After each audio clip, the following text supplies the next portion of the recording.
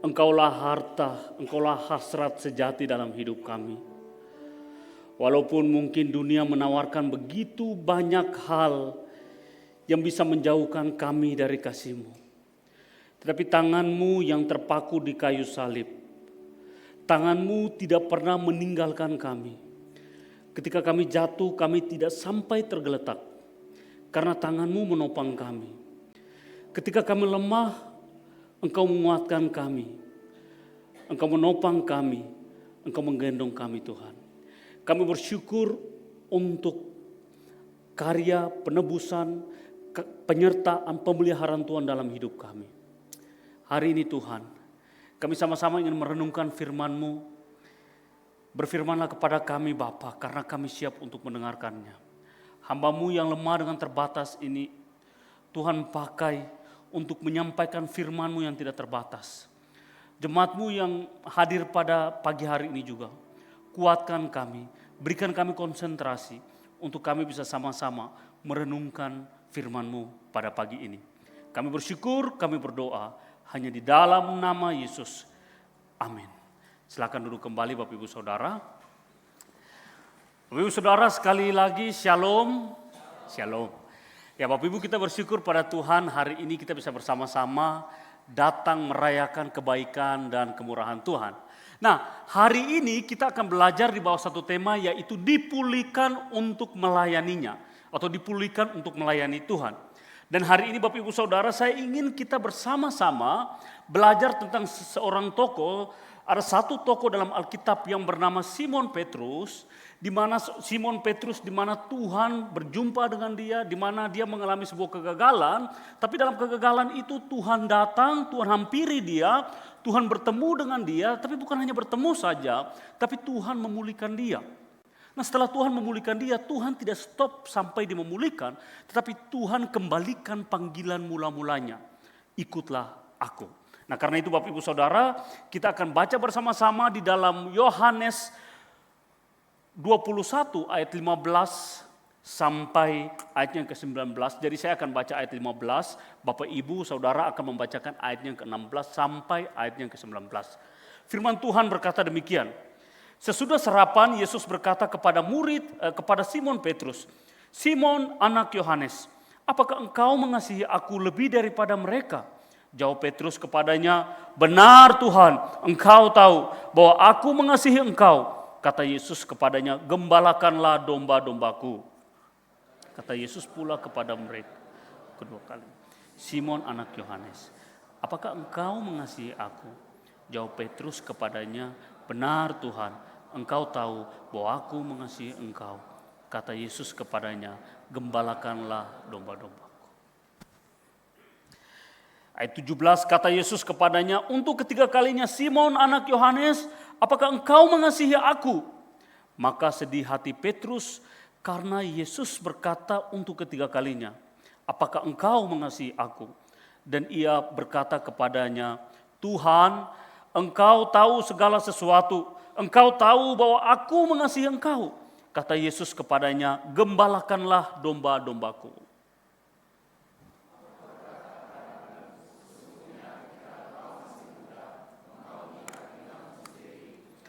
Dan engkau berjalan kemana saja kau kehendaki. Tapi jika engkau sudah menjadi tua, engkau akan mengulurkan tanganmu dan engkau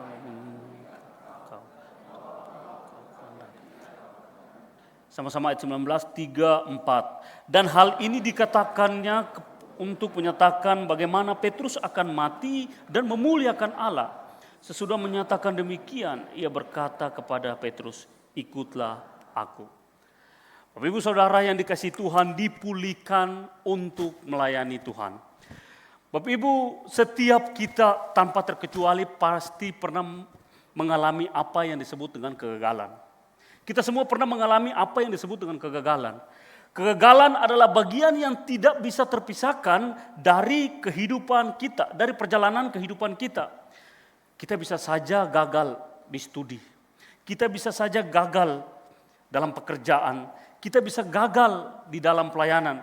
Bahkan mungkin kita gagal di dalam kehidupan kerohanian kita bersama-sama dengan Tuhan.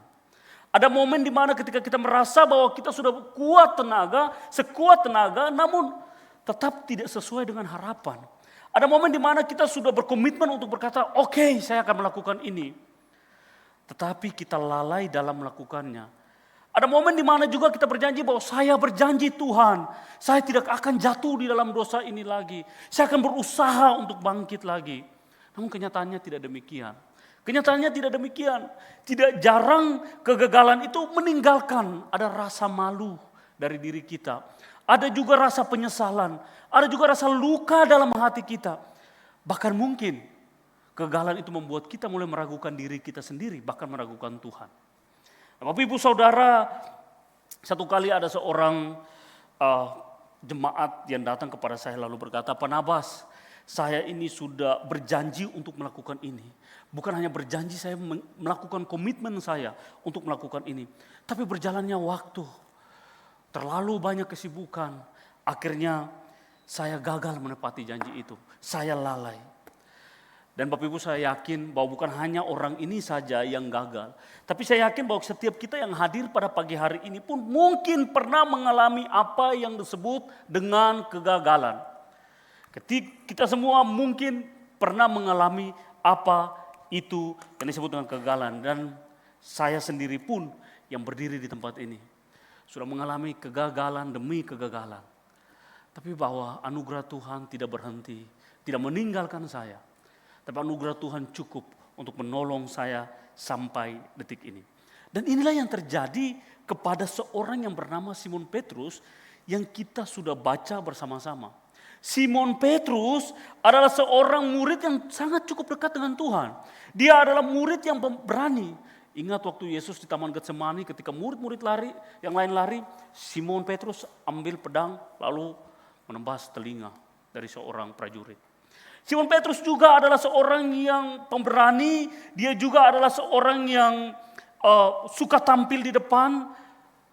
Bahkan di dalam satu kesempatan begitu dalam perjamuan terakhir bersama-sama dengan Yesus, Simon Petrus itu pernah berkata begini, Tuhan, saya tidak akan pernah meninggalkan Engkau. Bapak Ibu, dalam Matius 26 ayat 35 dan juga Lukas 22 ayat 33 dikatakan bahwa Petrus katakan begini, sekalipun saya harus mati, saya harus memberikan hidupku untuk Tuhan, maka saya tak akan menyangkal Engkau Tuhan.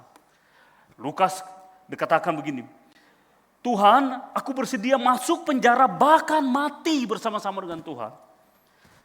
Saya akan tetap bersama-sama dengan Engkau. Petrus begitu yakin dengan dirinya. Petrus begitu yakin dengan dirinya. Namun Bapak Ibu Saudara, kenyataannya tidak demikian. Kalau kita membaca bahwa Petrus gagal menepati janjinya. Pada malam ketika Yesus ditangkap, Petrus justru menyangkal Yesus. Menyangkal bukan hanya satu kali Bapak Ibu, tapi menyangkal 3 kali dia menyangkal Yesus. Di saat yang paling menentukan itu, ketika Yesus membutuhkan kesetiaan seorang murid yang bersama-sama dengan dia, Petrus gagal total. Bapak Ibu bayangkan kita punya teman, sahabat, kita hidup sama-sama, jatuh bangun. Tiba-tiba ketika kita butuh pertolongan lalu dia bilang minta maaf saya tidak mengenal Anda, nyala engkau begitu ya. Pasti kita merasa sedih, merasa kecewa. Tapi bahwa ini Petrus, kita melihat dari pandangan Petrus, kita melihat bahwa Petrus ini gagal total. Betapa hancur hatinya Petrus ketika ia menyadari bahwa apa yang ia lakukan ini menyakiti hati Tuhannya. Dia merasa bahwa dia mampu untuk menjalani komitmennya bersama dengan Tuhan, tapi tidak demikian. Dan Alkitab mencatat bahwa Petrus ketika dia menyangkal Yesus, ayam berkokok begitu, dia mulai menyesal. Dikatakan Alkitab menyatakan bahwa dia menangis, dia bersedih. Ini bukan sekedar hanya sebuah kesedihan, tetapi ini adalah sebuah penyesalan yang sangat mendalam. Namun menarik Bapak Ibu Saudara, kalau kita baca, endingnya tidak terjadi kegagalan. Endingnya bahwa Petrus tidak berhenti pada kegagalan itu, justru disitulah kasih Tuhan bekerja. Disitulah kita melihat kasih karunia Tuhan bekerja di dalam Petrus. Yesus tidak meninggalkan Petrus. Sebaliknya ketika Yesus bangkit, ia berjumpa dengan Petrus, dia mencari Petrus, dia memulihkan Petrus, dan dia memanggil Petrus kepada panggilan mula-mula. Bapak Ibu Saudara, dalam bagian ini kita belajar begini. Ada momen di mana mungkin kita seperti Petrus. Ada momen di mana kita seperti Petrus yang kita sudah berjanji kepada Tuhan, Tuhan saya mau setia nih kepada Tuhan. Tetapi kita gagal. Ada momen di mana kita berjanji bahwa Tuhan saya tidak akan jatuh di dalam dosa yang sama lagi. Saya bergumul tapi saya akan bergumul dengan Tuhan. Tapi kita tidak menepati janji. Kita berkata bahwa Tuhan saya akan setia melayani Tuhan. Saya akan sungguh-sungguh berjuang di dalam pelayanan itu. Tapi 1000 kali, 1000 sayang. Wah kita lalai. Bapak Ibu Saudara, di dalam bagian ini kita melihat ketika kita jatuh, ketika kita jatuh, kita gagal lagi. Tuhan tidak meninggalkan kita. Dan ini yang terjadi dengan Simon Petrus. Simon Petrus, dia tidak mencari Tuhan. Ketika Yesus mati dan dikuburkan, Simon Petrus kembali kepada pekerjaannya sebagai seorang nelayan. Dia melakukan kembali kepada aktivitasnya, rutinitasnya. Dia nggak mencari Tuhan Yesus lagi. Tapi Tuhan Yesus yang datang menghampiri dia. Nah, karena itu Bapak Ibu Saudara, dalam bagian ini kebenaran firman Tuhan, Yesus tidak mencari orang yang sempurna, tetapi Yesus mencari orang yang mau dipulihkan. Karena itu Bapak Ibu Saudara, di dalam kegagalan yang kita alami, kegagalan itu bukan akhir dari cerita hidup kita. Kegagalan adalah panggung di mana Tuhan bekerja di dalam kita. Kegagalan adalah di mana panggung Tuhan bekerja untuk menolong kita melihat kasih dan kebaikan Tuhan. Seringkali Tuhan memakai kegagalan untuk mengekspos apa yang ada di dalam hati kita, berhala apa yang ada dalam hati kita. Apa yang seringkali kita andalkan dalam hidup kita, apa yang menjadi pusat hidup kita, apa yang kita kejar selama ini dalam hidup kita, apa yang mengontrol hidup kita. Seringkali kegagalan itu menjadi sarana Tuhan untuk Tuhan bekerja. Untuk apa? Kegagalan membuka kedok kesombongan kita. Kegagalan menghancurkan ego kita, rasa keakuan kita. Kegagalan itu menyadarkan kita bahwa kita adalah orang yang lemah dan terbatas. Tetapi di saat yang bersamaan, ketika kita mengingat kegagalan, kita mengingat bahwa ada satu kasih yang tidak pernah meninggalkan kita. Ada satu kasih yang terus menopang kita. Dan kegagalan itu menjadi panggung untuk Tuhan bekerja memulihkan kita. Mengembalikan kita kepada fokus dan tujuan yang benar, yaitu kepada Tuhan. Bapak Ibu Saudara, bagi manusia mungkin kegagalan adalah akhir dari segalanya. Namun dalam Tuhan, kegagalan adalah proses pembentukan Tuhan bagi kita. Dalam tangan Tuhan, kegagalan adalah melalui kegagalan karakter kita dibentuk. Melalui kegagalan ada sebuah proses pendewasaan kita. Melalui kegagalan Tuhan memakai untuk kita semakin mengalami Tuhan dan semakin serupa dengan Tuhan. Dan bukankah Bapak Ibu Saudara, kalau kita baca di Alkitab, orang-orang yang dipakai Tuhan, tokoh-tokoh Alkitab yang dipakai Tuhan adalah orang-orang yang gagal. Yunus tidak mengikuti arahan Tuhan, dia melarikan diri. Daud jatuh dalam dosa perzinahan. Musa pernah melarikan diri dari panggilan Tuhan. Paulus seorang penganiaya jemaat. Tapi ketika mereka membuka hati mereka, Allah bekerja memulihkan mereka. Dan bukankah ini juga yang terjadi kepada Petrus? Kisah Petrus ini menunjukkan bahwa Tuhan memakai orang-orang yang pernah gagal untuk menyatakan kemuliaannya. Tuhan tidak hanya melihat kegagalan kita, tetapi Dia juga bekerja di dalam kegagalan kita untuk mendatangkan kebaikan. Bukan hanya bagi kita, tapi bagi kemuliaannya. Dan inilah yang terjadi kepada Petrus. Simon Petrus ketika berjumpa dengan Tuhan Yesus di tepi danau itu menjadi sebuah titik awal pemulihan bagi Petrus. Bukan hanya sekedar perjumpaan, tetapi ada sebuah proses di mana Yesus akan memulihkan hidupnya. Di sini kita bisa melihat Bapak Ibu bahwa kasih karunia Tuhan itu bekerja dengan cara yang luar biasa dalam hidup kita. Dan bagian ini ada 3 hal yang Tuhan kerjakan bagi kita ketika dalam sebuah proses kegagalan di mana Tuhan memulihkan kita. Bahwa ini, Tuhan itu menerima kita apa adanya, bukan ada apanya. Artinya begini, Dia menerima kita apa adanya termasuk dalam segala kegagalan dan kelemahan kita. Tuhan tidak menunggu kita sempurna untuk Ia mengasihi kita. Tapi justru dalam kegagalan kita, dalam keterpurukan kita, kasih-Nya nyata dan tidak berubah.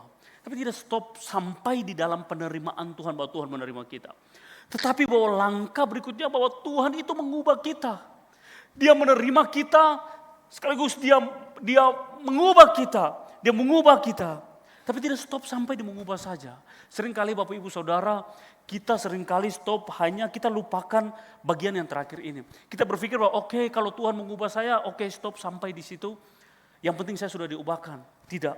Tetapi bahwa dari kisah Petrus ini kita melihat bahwa Tuhan bukan hanya menerima kita, Tuhan bukan hanya mengubah kita, tetapi juga Tuhan melibatkan di dalam perencanaan pelayanannya, rencananya.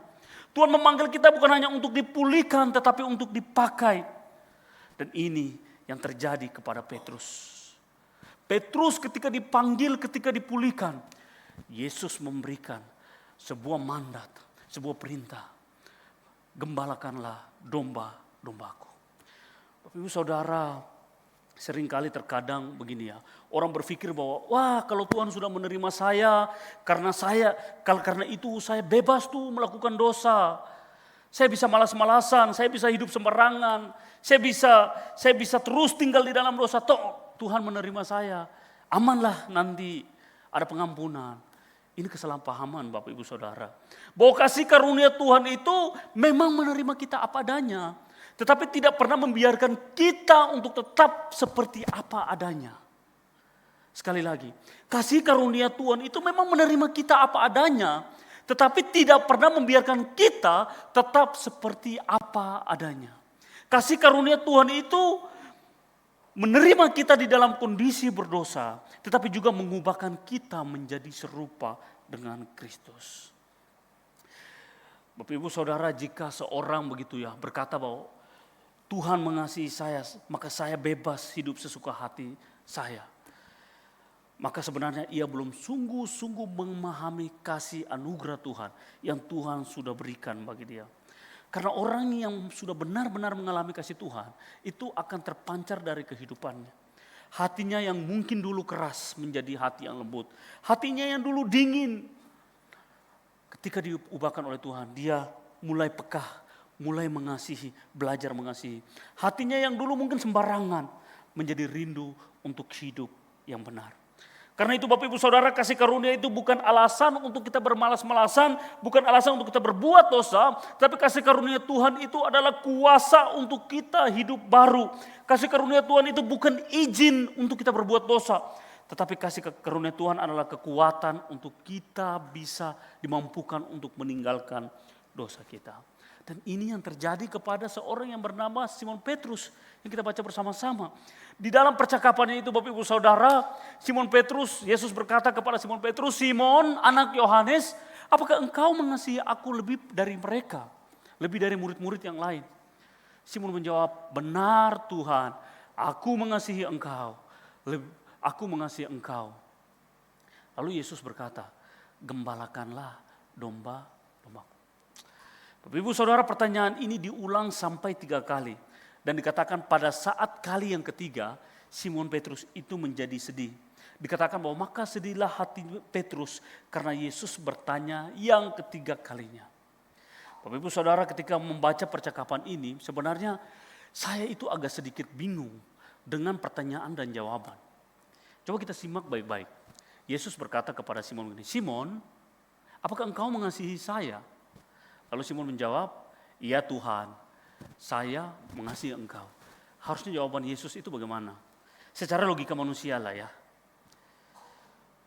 Yang benar. Ini logika manusia, yang benar. Kamu mengasihi saya. Kalau memang kamu mengasihi saya, kenapa kamu menyangkal aku? Serius? Kamu mengasihi saya. Kalau kamu mengasihi saya, kenapa kamu meninggalkan saya ketika saya disiksa? Kalau memang engkau mengasihi saya, kenapa engkau membiarkan saya sendiri? Kenapa engkau mengkhianati saya? Tapi jawaban Yesus tidak demikian. Jawaban Yesus yaitu mengembalakan domba-domba. Ada perintah untuk pergi melayani Tuhan, menjalankan tugas dan tanggung jawabnya dalam pekerjaan Tuhan. Saya coba membawa kita di dalam sebuah ilustrasi untuk kita bisa memahami bagian ini. Bapak Ibu begini, bayangkan begini ya, kita punya sebuah perusahaan yang besar, lalu kita itu sedang mencari karyawan. Tetapi kita mencari karyawan itu kita mau menempatkan, memposisikan pada posisi yang sangat penting untuk kelangsungan perusahaan kita. Maka Bapak Ibu Saudara, saya yakin kita tidak cari orang yang abal-abal begitu ya. Kita tidak cari orang yang biasa-biasa, tapi bahwa kita ada S dan K-nya, ada syarat dan ketentuannya. Kita harus memiliki kualifikasi yang baik, kita harus memiliki pengalaman yang baik, kita harus memiliki orang itu harus memiliki karakter yang baik. Tapi setelah kita kalau sudah memberikan syarat dan ketentuannya, setelah orangnya dapat, hal selanjutnya kita lakukan apa? Interview, betul ya? Wawancara, itu penting. Nah, wawancara itu untuk apa? Wawancara itu kita mengetahui pribadinya seperti apa sih, orangnya seperti apa. Bukan hanya itu, tapi bagaimana cara berpikirnya ketika ada masalah, ketika ada konflik, ketika ada goncangan di perusahaan atau apapun itu, dia bisa selesaikan. Atau mungkin yang terakhir itu kita tidak lupa bahwa kita melihat track recordnya gitu, rekam jejaknya. Kalau kita menemukan bahwa orang ini punya track record yang kurang baik, buruk, saya yakin kita mungkin tidak akan memberikan itu. Kita tidak akan menerima dia. Kita akan berkata bahwa sepertinya orang ini tidak layak untuk diterima. Apalagi memberikan posisi yang penting. Sebenarnya ini yang harusnya terjadi kepada Simon Petrus. Harusnya ini yang terjadi kepada Simon Petrus. Kenapa? Karena Simon Petrus memiliki sebuah track record yang tidak baik. Simon Petrus adalah orang yang gagal, ia menyangkal Tuhan. Kalau pakai standar manusia, Simon Petrus ini tidak masuk di dalam hitungan kita. Dia langsung didiskualifikasi begitu ya. Dia langsung, kamu tidak layak memimpin. Dia langsung oke, kamu tidak layak nih untuk melayani Tuhan. Bapak Ibu Saudara, tapi di sini bahwa Tuhan menerima Simon Petrus. Tuhan menerima Simon Petrus dengan masa lalunya, dengan keburukannya, dengan kebobrokannya, dengan kegagalannya, dengan kejatuhannya. Yesus, dia tetap mengasihi Simon Petrus. Bapak Ibu, hari ini mungkin setiap kita, jika ada yang hari ini merasa terintimidasi dengan masa lalu, ada bayang-bayang masa lalu yang menghantui kita bahwa Tuhan itu tidak sayang kamu, kamu ini percuma saja nih, kamu ini tidak akan dipakai Tuhan. Wah, kamu ini orang yang bobrok, orang yang berantakan. Atau mungkin hari ini kita bergumul di dalam dosa. Dan dosa itu membuat akhirnya Tuhan, saya tidak layak di hadapanmu. Tuhan, saya tidak layak melayani Tuhan karena dosa-dosaku. Tapi satu hal kita belajar. Hari ini Tuhan datang mencari kita. Dia bukan hanya mencari kita, tetapi dia memulihkan kita. Dia menarik kita. Dia datang kepada kita. Dia membawa kita. Dia mau supaya, Tuhan mau supaya kita bertobat. Kita kembali kepadanya dengan hati yang sungguh-sungguh untuk dipulihkan olehnya. Karena itu Bapak Ibu Saudara yang dikasihi Tuhan. Di sini kita bisa melihat bahwa dalam panggilan pelayanan, dalam kehidupan kita, bahwa pelayanan itu harus dimulai dari pemulihan oleh Tuhan. Pelayanan kita harus dimulai oleh pemulihan dari Tuhan. Mengapa Bapak Ibu Saudara, banyak orang yang bisa melayani Tuhan tetapi tidak mau dipulihkan oleh Tuhan. Banyak orang yang setia dalam aktivitas pelayanan tetapi hatinya belum dipulihkan oleh Tuhan. Banyak orang terlihat setia kepada Tuhan tetapi di dalamnya masih ada luka, masih ada kepahitan, bahkan masih ada berhala-berhala, hati yang tidak beres di hadapan Tuhan. Mengapa penting pemulihan daripada Tuhan? Karena Bapak Ibu, tanpa pemulihan daripada Tuhan, kita akan melayani dengan hati yang luka. Kita akan melayani dengan motivasi yang salah. Kita akan melayani untuk pembuktian diri, bukan karena kita mengasihi Tuhan. Akhirnya apa? Kita mudah tersinggung. Kita mudah lelah secara rohani. Kita mudah kecewa dan mundur. Bapak Ibu Saudara, hari ini kita melihat berapa banyak dari kita yang lelah di dalam pelayanan. Hari ini kita bisa melihat berapa orang yang tidak mau melayani Tuhan karena tersinggung dengan perkataan orang lain. Berapa banyak dari kita yang kecewa dan mundur dari pelayanan karena tidak dihargai. Hari ini berapa banyak orang dari kita yang melayani tetapi kehilangan sukacita. Hari ini berapa banyak orang yang tetap aktif di dalam pelayanan tetapi hatinya jauh daripada Tuhan. Hari ini kita belajar bahwa pelayanan itu dimulai dari pemulihan hati oleh Tuhan. Tapi Bapak Ibu Saudara, bahwa setelah Tuhan pulihkan, barulah Tuhan mempercayakan pelayanan itu kepada kita. Karena itu Bapak Ibu Saudara yang dikasihi Tuhan, pemulihan Tuhan itu bukan sekedar hanya untuk menyembuhkan luka-luka di dalam hati kita, luka-luka di dalam hidup kita, kekecewaan kita, kepahitan kita, tidak. Tetapi pemulihan yang Tuhan kerjakan itu, Dia mengembalikan kita kepada tujuan semula, yaitu melayani Dia. Ibu Saudara, banyak orang ketika kecewa, mengalami kekecewaan, mengalami kepahitan, mengalami penolakan, dia meninggalkan gereja, dia meninggalkan pelayanan, dia meninggalkan Tuhan.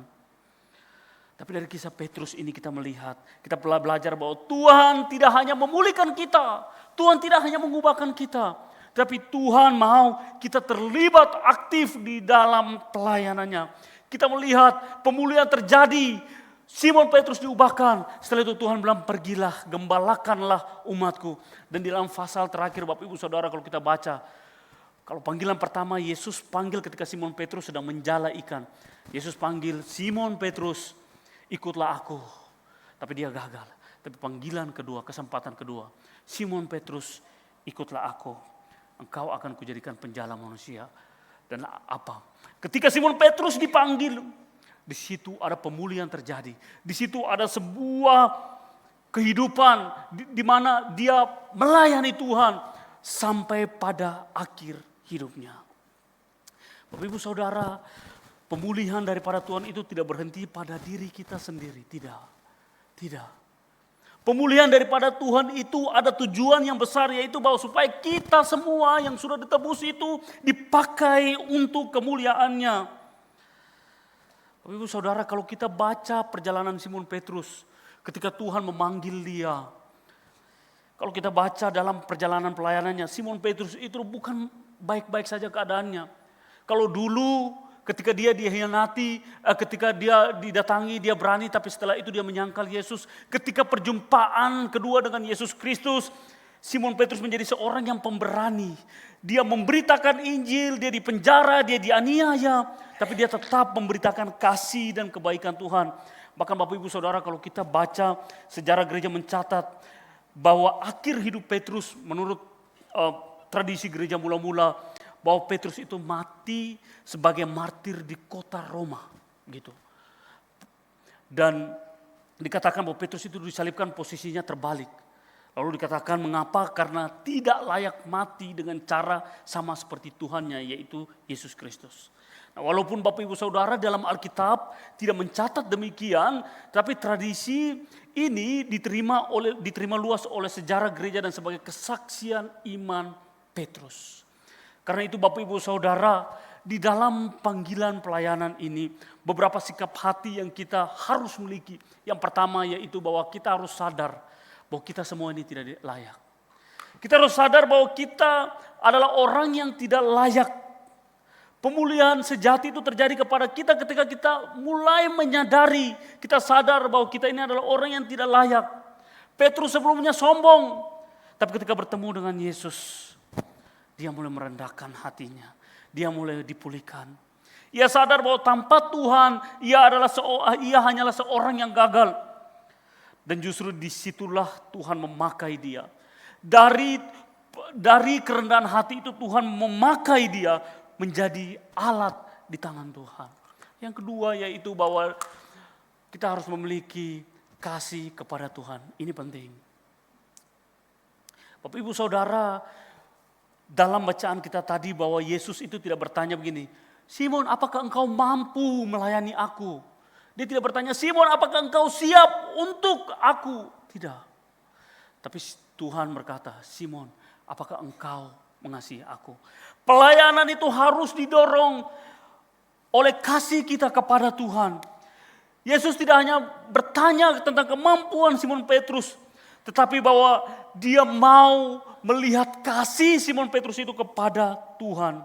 Karena itu Bapak Ibu Saudara, segala aktivitas kita, segala pelayanan kita itu harus didasarkan pada cinta dan kasih kita kepada Tuhan. Bapak Ibu Saudara, ada orang begitu dalam cerita sharing, Dia berkata kepada saya begini, semua orang itu bisa melayani tanpa harus mengasihi Tuhan. Tetapi bahwa orang yang mengasihi Tuhan itu pasti melayani Tuhan. Ibu saudara, saya pikir-pikir iya ya, benar juga ya. Bahwa semua orang itu bisa melayani tanpa sungguh-sungguh mengasihi Tuhan. Dia bisa saja melayani karena kewajiban, dia hanya bisa melayani karena untuk dilihat orang, dia bisa melayani karena sebuah tuntutan, sebuah rutinitas. Tapi orang yang sungguh-sungguh mengasihi Tuhan sudah pasti melayani. Mengapa? Karena kasih itu tidak hanya tinggal diam. Kasih itu tidak hanya tinggal diam.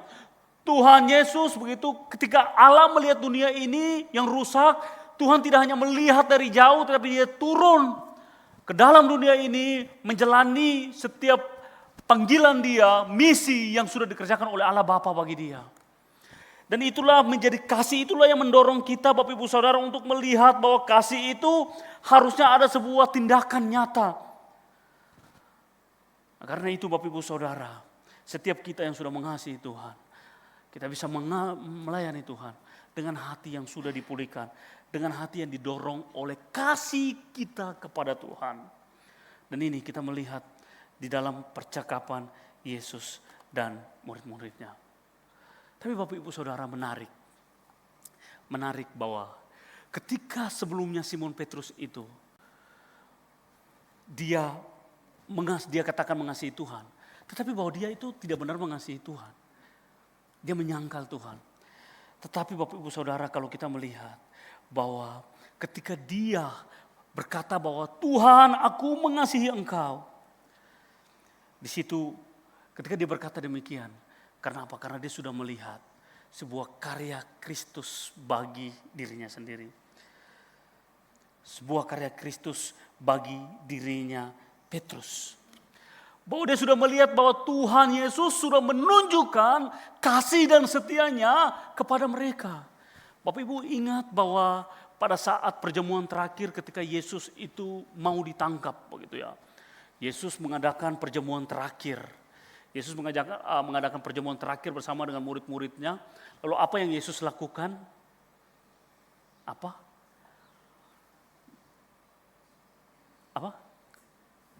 Menyuci kaki murid-murid, membasuh kaki murid-murid. Ya.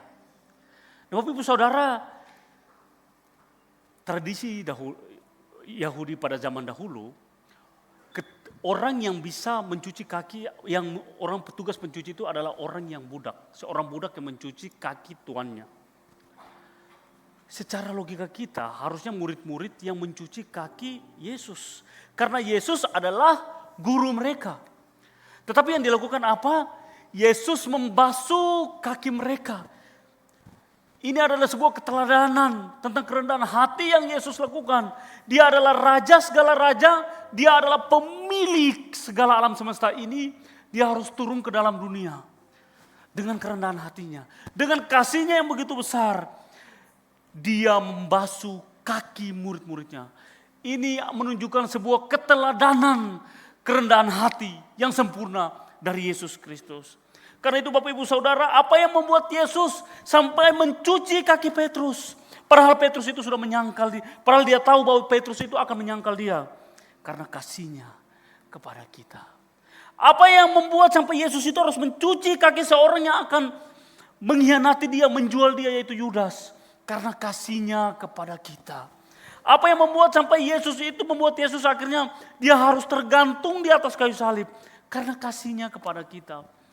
Apa yang membuat Yesus akhirnya harus berpisah dengan Allah Bapa? Dikatakan bahwa Allahku, mengapa engkau meninggalkan aku? Karena kasihnya kepada kita. Dan bukankah di atas kayu salib Yesus berkata, tetelestai, sudah selesai. Kasih sempurna yang Allah kerjakan itu sudah selesai bagi setiap kita. Dan itu sudah diberikan kepada kita. Dan kasih itulah Bapak Ibu Saudara. Ketika Simon Petrus mengingat kegagalan dia. Mengingat kasih Tuhan. Mengingat kebaikan Tuhan. Mengingat apa yang Kristus sudah kerjakan bagi Simon Petrus. Simon Petrus datang. Dia menjadi orang yang bukan asal-asalan aja. Tapi dia menjadi seorang martir bagi Kristus. Bapak Ibu Saudara, Simon Petrus, perjumpaan dengan Tuhan Yesus mengubah hidupnya, memanggil dia kepada pelayanannya.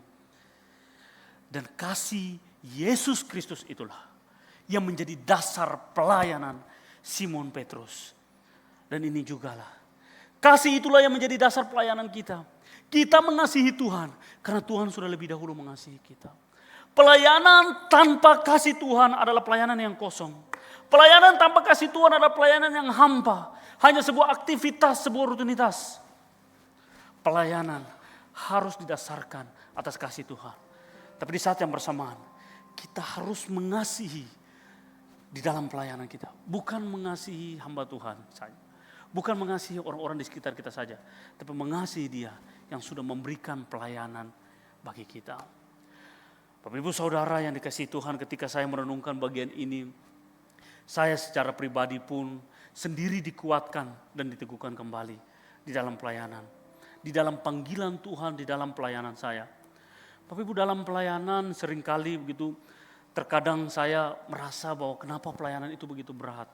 Ketika mengingat kembali tentang kegagalan saya, ketika mengingat kembali tentang kemampuan saya, ketika melihat kembali tentang kekuatan saya merasa bahwa aduh Tuhan, kayaknya saya tidak mampu.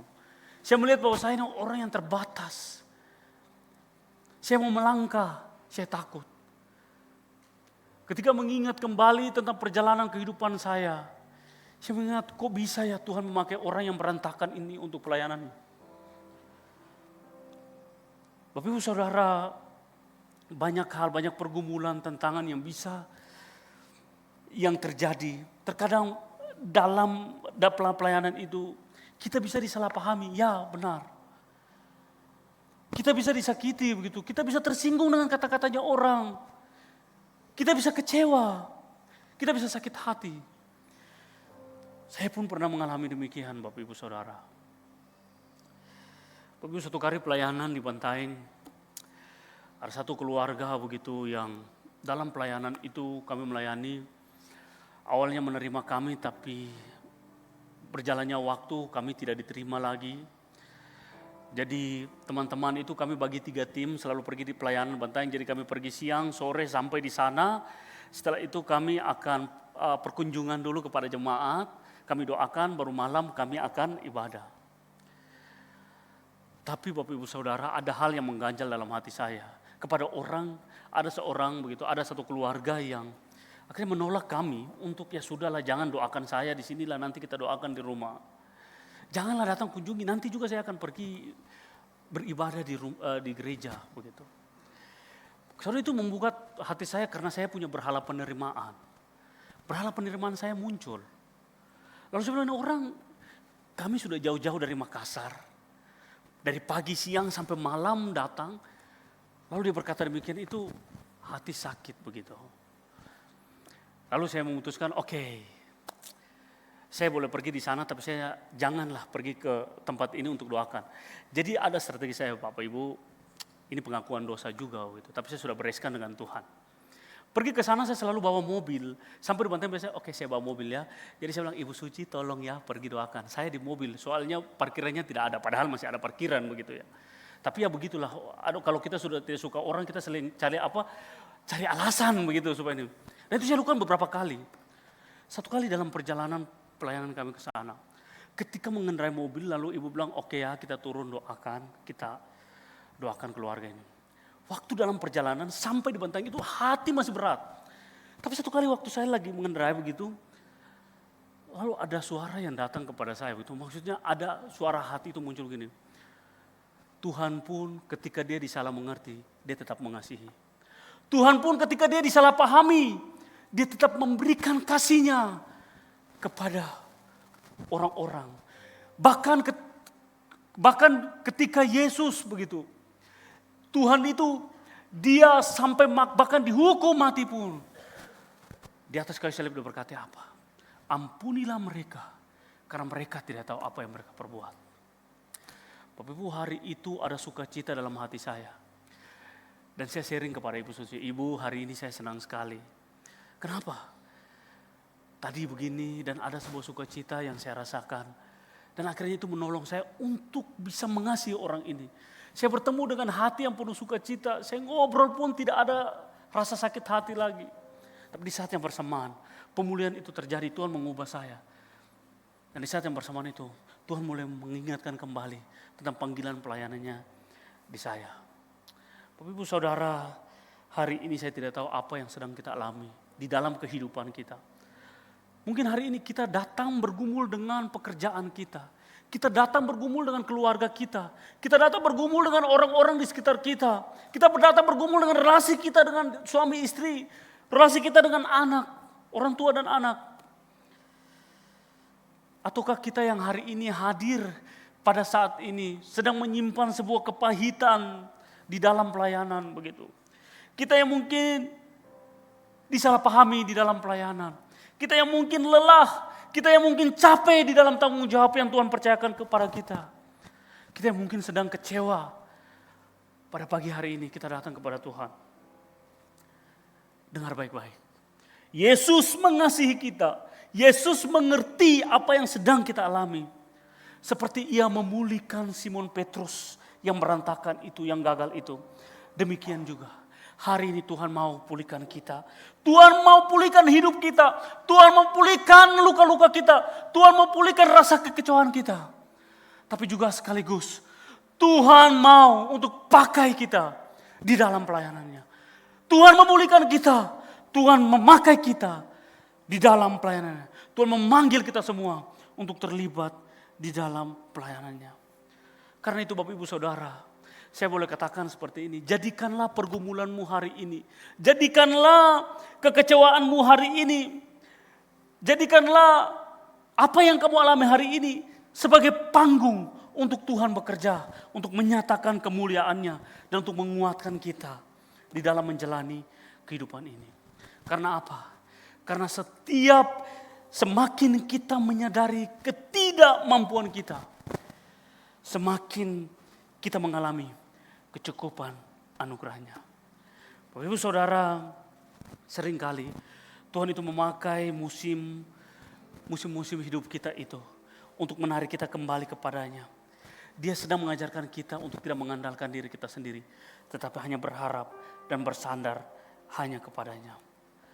Mungkin hari ini Bapak Ibu Saudara, kita yang sudah percaya kepada Tuhan, tapi kita mulai jauh daripada Tuhan.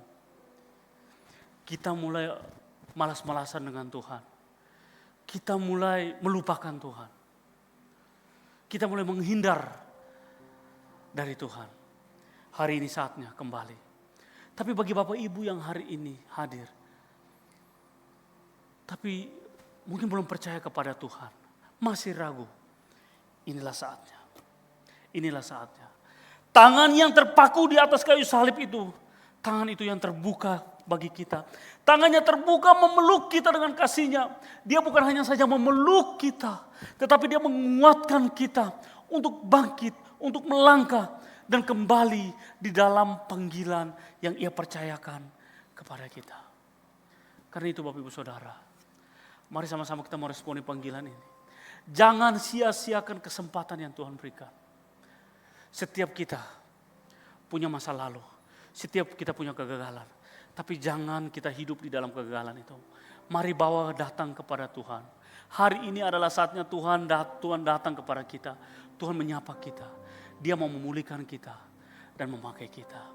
Saya mengundang teman-teman Singgas maju ke depan. Kiranya lagu ini menjadi sebuah komitmen kita. Lagu ini menjadi sebuah doa kita di hadapan Tuhan. Melayani lebih sungguh.